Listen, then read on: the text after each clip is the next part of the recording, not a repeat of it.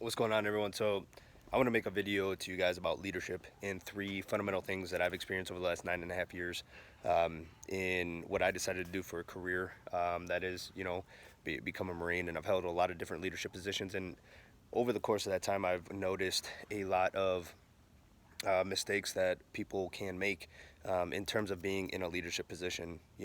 We have ours, but even out in the civilian world, I'm not talking about just military, Army, Navy, Air Force, Marine Corps, Coast Guard, what have you. I'm talking even in the civilian world as well. Your general managers, your CEOs, your CFOs, your whatever you want to call it, right? And there are three main things that I have found and have led to me being very, very successful in terms of being that phenomenal leader and able to get everyone to do what we need to do and still be able to have that quality of life, that work-life balance, that ability to stay positive all the time instead of the typical 9 to 5 cookie cutter routine. Okay.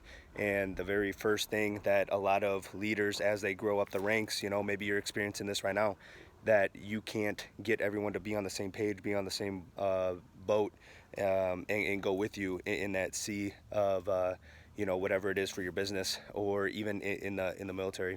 All right. So one of the things that I found that helps tremendously is you have to have the ability to adapt. Okay, you have to have the ability to adapt. So fundamentally, there's really two types of leadership. You got the autocratic and democratic.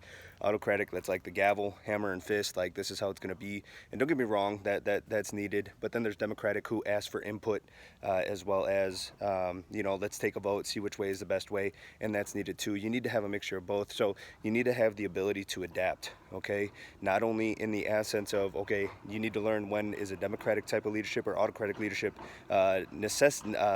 a necessity, which one to go with, right?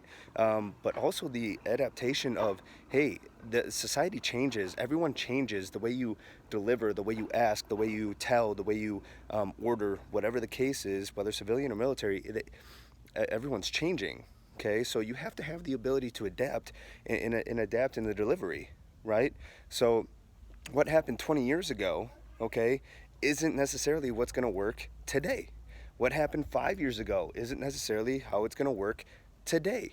Okay, so you have to have the ability to adapt. Now, I'm not saying lower the standard and things like that. No, you hold people to the standard that you want, but you have to have the ability to adapt and figure out what makes them tick and really go at it that way. So that's something you absolutely need to do. Adapt. First pillar for me.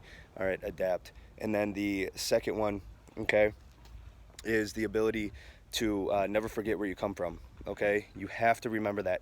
You have to remember you were the low guy on the totem pole once, and too many people, as I've seen, go up through the ranks, again, civilian or military as well. Again, doesn't matter what branch. We all hear it. We've all seen it. And a lot of the times people forget where they come from. And here's why that's a fundamental mistake. It's, if you forget where you come from, then put yourself back in their shoes, right? Put yourself back in their shoes. It's like, okay, they were in our shoes once, so why are we doing this? Why are we doing it this way? Why are we doing it that way? Things like that. It causes that question. Whereas if you constantly make every decision, and I know it's very hard, like that's why we're put in these leadership positions. It's hard in order to make those things, and it's up to you to make those hard decisions, but you have to try and remember exactly where you come from. All right, so that way you are able to make the best decision possible, and everyone's going to be more willing to follow through and do it. Okay, regardless whether they're going to do it or not, you just have more of that solid concrete plan, decision, and execution of everything. Okay, then that leads me to the third one, the third pillar, the reason why. You have to give any one of your subordinates, all right? Subordinates isn't a negative term. It just means under in the hierarchy of leadership positions, right? Whether it be, again, civilian, military, you have to give them the reason why. Now, I'm not saying you have to give it right then and there, right? If you need something done right now, like, hey, go do it, right? But you have to take the time, all right, and give them the reason why, all right? And here's what I mean by that. I want you to think about a time where you wanted to ask why you do something a certain way, or why we did it, or whatever the case is, and the feeling you felt at not knowing that, right? Again, this all ties back into it. The why, I think, is the most important one, because a lot of the times you end up being that person that doesn't give the reason why, right? Remember where you came from, okay? That ties into pillar 2. And then the ability to adapt yourself. Don't fall into the same routine as everyone else.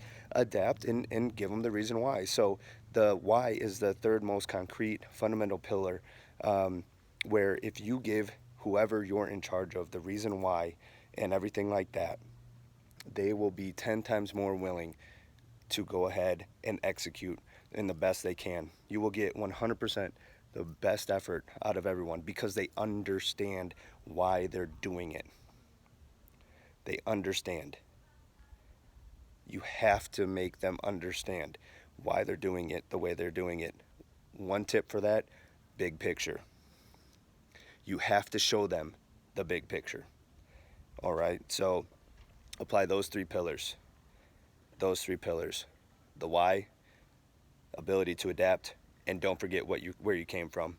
If you do that, you'll notice that your leadership ability will increase, the productivity of whoever you're in charge of is going to increase, and the respect that you will get will be tenfold as compared to what you have right now. Hasn't steered me wrong the last 9.5 years, and I'm going to continue to apply those three pillars from here on out. So, if you are developing yourself or know of anyone that needs a refresher or needs to hear this, don't be afraid to tag them in this. All right, tag them in it. All right, let's go ahead, get back to the basics, get back to these fundamental three pillars, and go ahead and apply it.